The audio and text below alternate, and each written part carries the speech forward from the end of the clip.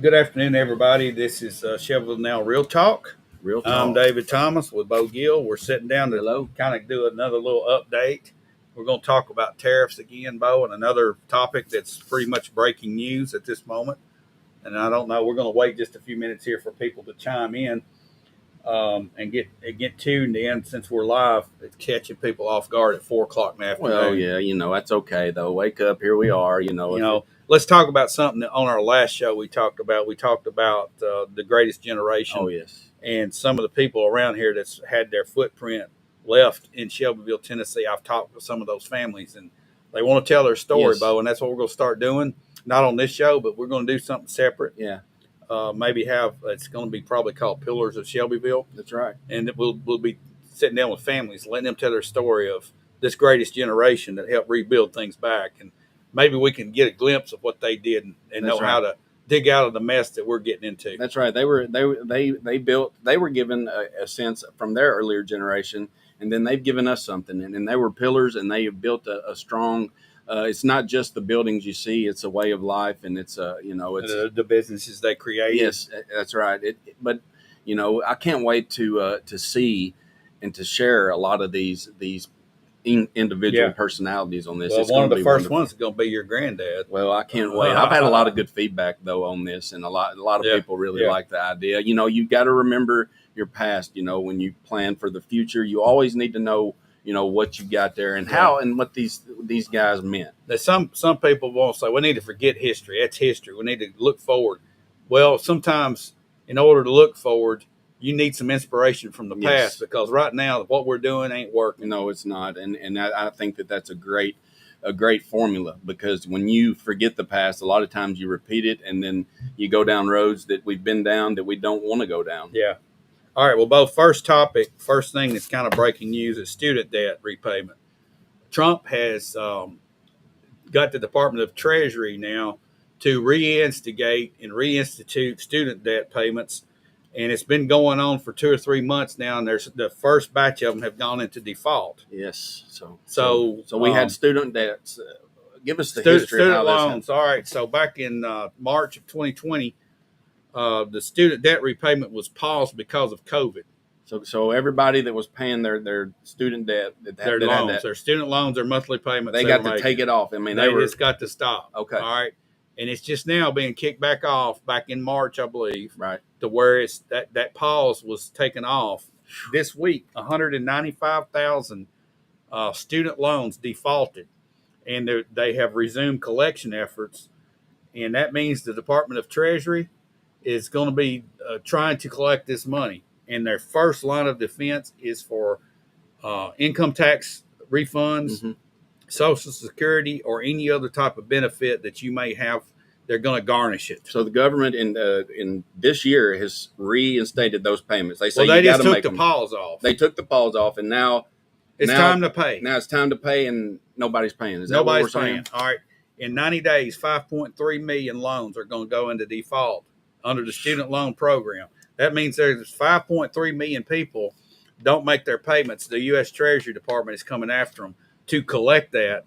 All right. The second line is would be like teachers and the states will be cooperating with the federal government. There will be a garnishment sent to the states if you're a school teacher through the states down to the local level to garnish your paycheck if you owe money and are in default on your note.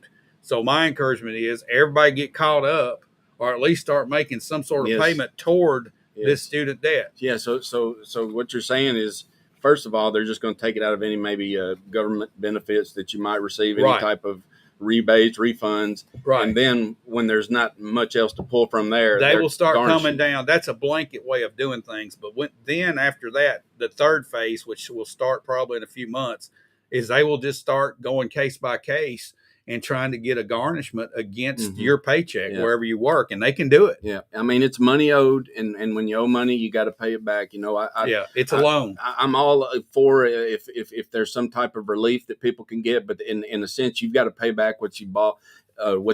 In any type, be it schooling, be it getting your yard mowed.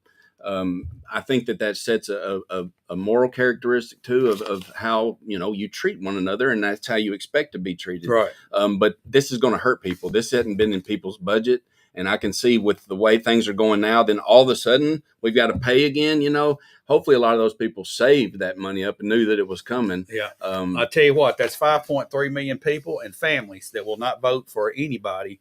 Yeah. In the Republican Party. Yeah. Midterm election. That's done. That kills it. Yeah. Okay. I would say you're exactly right on that. But it was a promise that he made at the campaign, and he said through. He said we're not going to repay, just wipe away all this debt. Yeah. He didn't say that we're going to come and garnish your checks, and that's not going to be a problem if everybody will just make their payments. Because that's a shame if you're not going to vote somebody because they made you pay the bill that you owe. Right. All right. So a lot of people out there, a lot of things have changed in the last 5 years. Price of groceries, the price of most everything has gone up. Right. With these tariffs coming, the price of everything's fixing to escalate. And I'm not trying to scare anybody, but we're in a mess, Bo. Yeah. All right. Yes. Speaking of tariffs, all right. There was a new trade deal today. We don't have any trade deals. The U.S. does not. None. But the UK and India sat down and cut a deal today between them two, and they're going to zero tariffs in a 10-year time frame. So that what the tariffs they agreed upon, it kind of remains a secret, but it's going to be staggered down to where it's zero between United Kingdom and India. United States is still sitting over here to the side with whatever we're going to do. We're still negotiating, but we've got China, really the big elephant there that's but waiting. You got all these others that are paused for 90 days, and if that pause comes off, we're going to get hammered from every direction. Yes, and I would say that that's a great move for them to already have some type of negotiated settlement long-term between India and Britain. Yeah. And because you do want India. We get a lot from India, and I think that that's going to help them. China's the ultimate supplier of most, and we're the ultimate consumer. The way it stands on India right now, that's one of my countries that we do with. It's about a 40% reciprocal tariff. I think it's 46. I'd have to go back and look at that list, plus 10. That means everything's going to cost 56% more, roughly, after this 90-day list if we don't get a deal cut. Right. My question is, if we do get a deal cut, is it going to be 20 or 30%? It's still going to go up. Yeah, it's still going to go up, and nobody is paying attention to this. That right now on the news media, it's mostly illegal immigration, or he's going to buy Alcatraz. But this is serious. I mean, Alcatraz, reopen it, not buy it. I mean, he probably buy it. Yeah, I've been seeing that, and honestly, I think that's him just trying to get the news media chase him around. Yeah, I mean, maybe a distraction. But I mean, hey, who knows? Maybe I think we may need an Alcatraz. We could probably get one in the Duck River here too. I don't know. We could probably. But to digress from that, we are going to start seeing them. Aren't you saying that ships are already coming in? Isn't that the next topic that we're? Last week, there were ships entering the ports in Los Angeles and on the West Coast for the first time that had Chinese products that were subject to the 140 plus 10% tariff. That's 150% tariff. But there was something interesting about these ships. They were loaded halfway compared to what they were months ago. Oh, they're usually so full. We had already started tapering off, anticipating these tariffs. So it was 50% less. But one ship that was 50% less that came in, and I don't know the name of the ship, but it's reported. You can Google this and find it. $471 million worth of tariffs. How much a percentage is that on that load there? I mean, it's easy to figure. It's 150%. That means it's probably about $300 million worth of product. So got $471 million worth of tariffs on it. That's rough numbers. So I would say just about 320. I would say so 320 million. But we paying 471. Those companies that picked this stuff up, that had it shipped to them to sell here in the United States, paid time and a half for it. That means a $10 product they were buying for $10 product costs them $25 now. Wow. That $10 product they could have been selling for $15 on the retail level. Now, if they were selling at $15, if you keep the same margins, it's going up to $37.50. Yeah, and these are probably products in demand. They wouldn't be buying them if they weren't in demand, I would assume. Oh, absolutely. So I would say that the retail price has this could really be toaster ovens. It could be microwaves. It could be any type of small appliances, any type of auto parts, you name it. Yeah, and I haven't been in the market really for anything kind of like that, so I don't know on those individual basis. The things that I'm seeing, I haven't seen not yet. See, these are in I'm the just port. waiting. These are in the port. Yeah. Remember, May 1st is when I said that we would start seeing this. All right. Now it's got to trickle down to that retail level. Right now, the guy that just wrote the check for this is like, what do we do? Yeah. Well, all right. I'm sure they've thought about it. Well, there ain't nothing they can do but go up. They have to. I mean, you don't go into business to give things away. You can't absorb that and stay in business. I don't think so. And this is not short term. Imagine this: if you had that whole ship, you sent a wire for $320 million for this ship. Okay, if you bought everything that was on that, and there's some companies that do that, big companies. Oh yeah. All right. Yeah. And then you get a bill of $471 million on top of it. How do you even? I don't see how you hold your food down. I would just have to hang up. You know, I can't do it. I don't understand how this. I mean, apparently they're confident that they're going to sell this, or they have to because I think they're probably obligated. They're probably obligated. They have some kind of deal. It was on the water. So once it's when there, the tariff dropped, you can't say no more. Can they not? Can they tell it to turn there around? There's some. Once it's on the water, it's coming. And then the other issue is that a lot of companies have froze their shipments and they're not putting them on the water. They're renting actual warehouses in China. They'd rather just leave it in China forever and not ever take it because they're going to have to pay twice. I mean, 2.5 times the product amount. Well, are they using other avenues yet? I mean, other avenues? There are some other options that have the 10% reciprocal tariff. You look at South Korea, Malaysia, Vietnam, all these other Asian companies, and I guarantee you China is figuring a way out to funnel that product to these companies, these setting up companies in these. Yeah, because they're still wanting the product to get out. But, Bo, this is a big problem. Yeah. You're looking at longer delivery time, bigger delays. Yeah. We're going to start seeing empty shelves. I mean, it's coming. Just get ready for it. All right. So all this to say everything's going up and some things are going to disappear. We've been talking about it. The time is coming. June is going to be an eye-opening experience for a lot of consumers because it's too late to get a deal done with China to stop it from June. All right. From happening. Yeah. And I just, this is awful news. I really, wish this was a dream, but I believe this is real, and we're gonna experience this because there's been no budging in between. Well, I can show you how real it is. We just got another shipment from Pakistan in. It was in the air for 5 days last week. It came in our back door yesterday. The tariff was 12.4%. You say that's nothing. Well, write a check for the 12.4% that you wasn't really planning on, and that becomes more cost. The end result is it goes up down the line. And my price on a $18 item is gone to $24 just on a 12% tariff. I just think that the anticipation for this is kind of in the weeds right now. Not many people are really, because they're not seeing it. That's the thing. When you're not seeing it, you're not. And here's another thing too, Bo. Even just the retail store owner that does not import, they don't realize what's coming. Right. Now, they're starting to get emails from some of their suppliers. If you're in the retail business, I promise you, you've got some notification this is coming because I'm getting 2 or 3 every day. Like, we don't know what's going to happen. We just know everything's going up and we might not have stuff. That's just what they're saying. Right. They don't know what because they're still scuffing around trying to find secondary sources, and they're also trying to negotiate. Well, and the ultimate way to rectify a situation like this is to be able to produce and have the raw materials and the infrastructure be able to produce these products, right? And we've heard rumors. Well, a lot of it's coming in. They're finished goods too. Most of the stuff on that ship were finished goods. But we just can't match the production here to meet the. We ain't got the workers. We just don't have the workers. And there's like 5 million jobs right now open that nobody will go fill. I know it, and we talked about this earlier. It's because they got the console syndrome because they've stayed on the game console too long and they've stayed at home on their butt. Which some people can make money at that, I understand. But for the most part, how you going to make money distraction? At that? How does I don't know. Is that producing anything? No, you're not producing anything. But it's technology, and people can make money at it. Good for them. but I think it's mainly a very vastly that's going to drop too, and I'll tell you why. A lot of this TikTok stuff is you get traffic to your TikTok and they're advertising on it.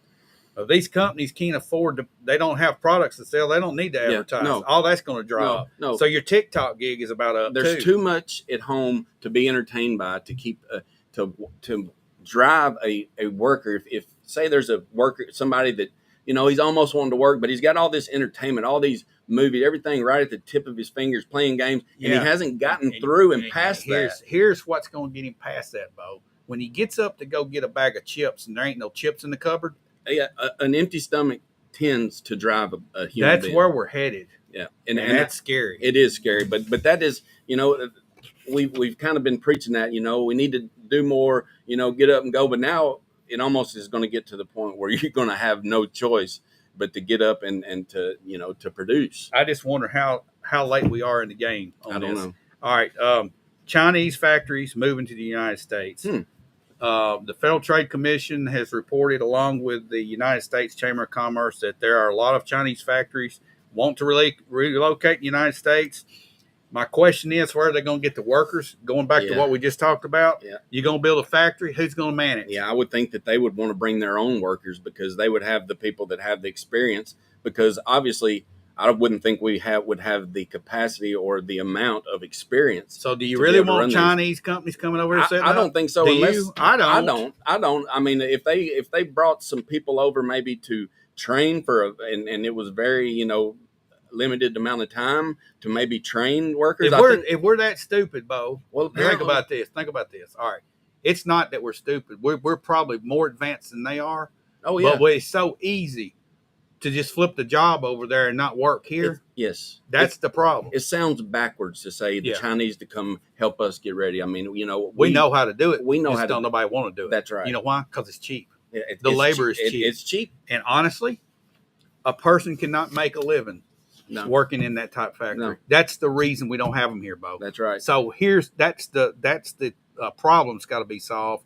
How do you manufacture anything in the United States when everybody wants to make $100,000 a year?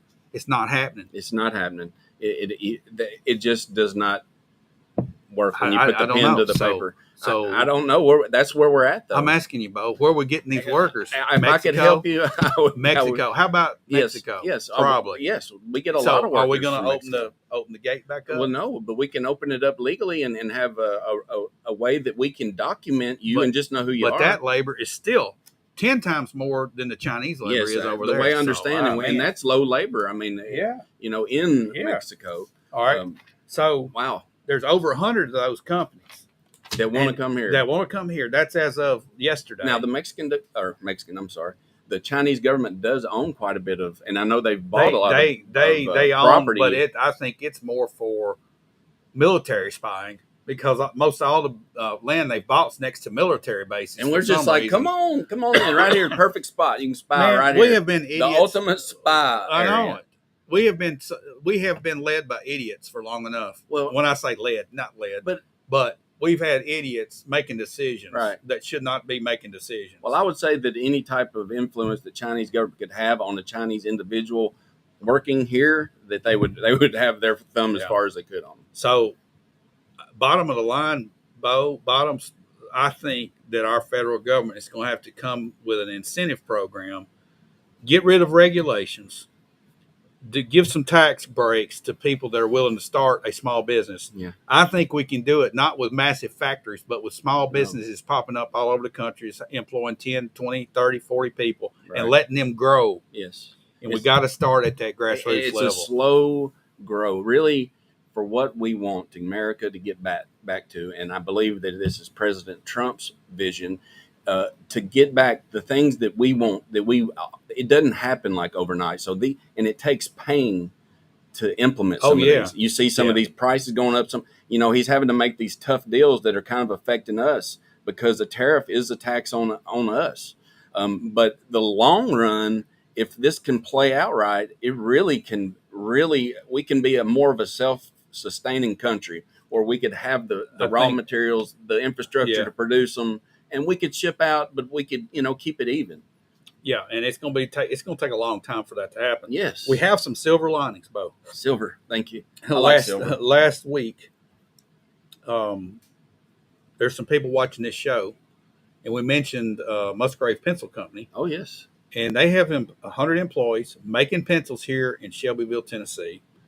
We mentioned them last week. Yes, we did. I've that's a historic corporation. To the corporation. owner of the company, and we're going to sit down and he's going to show us what they're doing, how they have done it, how they are growing in this environment. You got to think that there's other small companies. I love that are out there that we hadn't heard about that are fixing to be lifted up, and they're going to start producing and they're going to start exploding and growing. There's a lot of sectors that we just don't have a footprint in. Yeah, that we're going to have to grow into, and there's going to be some pain for some stuff. And I think automobiles, yes, all those parts and stuff, that's one thing. Anything that's made out of metal, we've got a lot of companies in the United States doing stuff, but not the way China does. Right. And we can't compete with them. And we're going to have to start figuring out a way to where we're going to have to use the American companies. Yes. And we've got, and you mentioned Musgrave, it's a staple here in Shelbyville. And, as a child, I played on the Musgrave soccer team. I mean, it's been around forever. And it's very interesting because I would like to know, how they're still doing their process and what it contains and how do they get their wood, because if we can get more, just like you said, more corporations, more companies, grassroots companies that can in-house produce these things, look, they're going to do good and we're going to do good. I think robotics has a lot to play into the future, and AI. I mean, I know people are scared with that. Yeah. But about processes, and we have got to expedite our process development faster than anybody else so that we can get ahead of the game. So where it's taking 50 people in China to make something, maybe we can get it down to where there's 10 people making that same amount. We get our automation down. That's right. We have an advantage there, I think. However, they are geniuses when it comes to the automation. But we have, I think, more brain power if we'll just tap into it. This I guess you would say, or this perceived struggling these tariffs is going to lead to, I think, a blossoming of innovation. We got to have here it fast. And everywhere, and like you said, the brain, thinks of ways to do this and to do this economically feasible, and that when you have the workers, or if you don't have the workers, that's where the technology comes in. Yeah, just to give you an idea of how far behind we are, there's a piece right now that we pay $9 for. And we're getting it not from China, but from another country that I mentioned earlier. Mm-hmm. That $9 product comes into the United States, and that's with the tariffs and with the current tariff and with shipping. It's a $9 product. I've had people look at it in the United States to see if they can duplicate it. $130 is the cheapest I've found, and it comes in 2 pieces. Okay, that $9 is $4.50 per part. They come in a pair. $130 US. That's the cheapest I found anybody to touch it. So there you go. There's your prime example. I mean, you've tried to do it around here, and there's just no way. And how is that? How is that? How is labor? Our labor costs. Okay, because that seems that's Pakistan. Pakistan, they make $300 or $400 a month over there, and it's like they're getting rich. So they can live on that. So what if we knock the labor cost down 50%? On that, would that just destroy the people's way of living? Well, they're not. Those people are going to walk away and not do the work. You got to find out how to do it with less people. Right, I think that's where that automation comes in. And I think we have that capacity or the potential. Work. That's a metal product, and working in metal, we've got CNC machines. We've got other types of plasma machines to cut, but you get down to a lot of this stuff has to be hand polished, and they have old technology doing polishing. I think that's something that people have to look at. I know there's chemicals used and there's media used in vibratory containers. Mm-hmm. There's tumblers and that type of thing in this metal polishing. But it's a lot of elbow grease too. Those folks over there rub it by hand. Right. I mean, we got to find a way to automate this labor so that we can compete. And it's going to be a trick. I mean, we're going to have to utilize some technology and get ahead of this game. But I think it's possible. It's just going to take some time. That's right. And when the human mind wonders and meets a problem, usually you can succeed. And it takes a team of minds. All right. Well, Bo, that's what's going on today, and there'll be something else going on. Well, I'm gonna save my money because I know the tariffs are coming. Well, and I advise everybody else if you need a toaster, you better go get one. Okay, Bo. I'm good on toasters right now, but maybe. Are you sure? No, probably not for the future. You know what's going to pick up across this country? What's that? Yard sales. Yeah. Well, you know what? This world could use a few more yard sales. I mean, I think it's a fun thing to do. How many toasters do people have put back? Oh man! How many of these things that are still out there used? You know, you go to a yard sale, you find all this stuff, and it might be our only source until we get over the hump. I will. I'm not too proud to barter my toaster. We can use it. Yeah, we can borrow whatever. That's where we're headed. I'm ready. You know, yard sales are fun, but I mean, but big thing of the day is the student debt is they're coming after. They're coming after the student debt one way or another. Debt. No trade deals yet. Ships are entering their ports. We're fixing to start seeing it trickle down here in the next few weeks to us. So some trade deals can happen here pretty quick. soon. All right, guys. Thanks for watching. We don't mean to bring gloom and doom. We're just telling you what's happening so that you can prepare and have your family prepared. See you next week or later this week. Whenever we need to have a real talk, we're going to